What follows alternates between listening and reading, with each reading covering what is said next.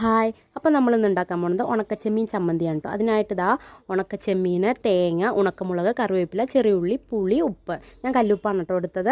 അപ്പോൾ ഇതാ എണ്ണ അടുപ്പത്ത് വെച്ചിട്ട് കുറച്ച് എണ്ണ ഒഴിച്ചുള്ളൂ. നമ്മൾ ചെറിയുള്ളിയും അതുപോലെ ഉണക്കമുളകൊക്കെ ഇട്ട് നന്നായി മൂപ്പിച്ചെടുത്തു കേട്ടോ. അതിനുശേഷം അത് മാറ്റി വെച്ചതിന് ശേഷം നമ്മുടെ ഉണക്കമുളക് ഇടുക ചെയ്തത്.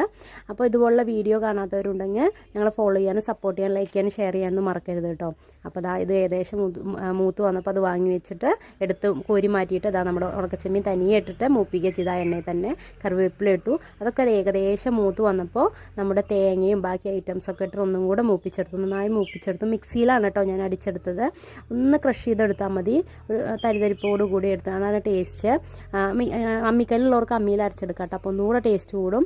അപ്പം ഇതാ അതുപോലെ ചെയ്ത് നോക്കുക. നമുക്ക് കഞ്ഞിയുടെ കൂടെയൊക്കെ കഴിക്കാൻ നല്ല ടേസ്റ്റാണ് കേട്ടോ. ചോറിൻ്റെ കൂടെ കഞ്ഞിയുടെ കൂടെയൊക്കെ കഴിക്കാൻ നല്ല ടേസ്റ്റാണ്. അപ്പോൾ ഇതുപോലത്തെ വീഡിയോ കാണാൻ ഞങ്ങളെ ഫോളോ ചെയ്യാനും സപ്പോർട്ട് ചെയ്യാനൊന്നും മറക്കരുത്. അപ്പോൾ okay, tata, bye bye, see.